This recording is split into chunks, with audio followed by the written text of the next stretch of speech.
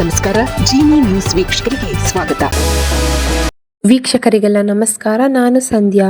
ಬೆಂಗಳೂರಿನಿಂದ ಬಿಹಾರಕ್ಕೆ ತೆರಳುತ್ತಿದ್ದ ರೈಲಿನ ಜಾಯಿಂಟ್ ವೀಲ್ ತಪ್ಪಿದ ಭಾರಿ ಅವಘಡ. ಬೆಂಗಳೂರಿನಿಂದ ಬಿಹಾರಕ್ಕೆ ತೆರಳುತ್ತಿದ್ದ ರೈಲಿನ ಭಾರಿ ಪ್ರಮಾದವೊಂದು ತಪ್ಪಿದ್ದು ನೂರಾರು ಜೀವಿಗಳು ಪ್ರಾಣಾಪಾಯದಿಂದ ಪಾರಾದ ಘಟನೆ ತಡವಾಗಿ ವರದಿಯಾಗಿದೆ.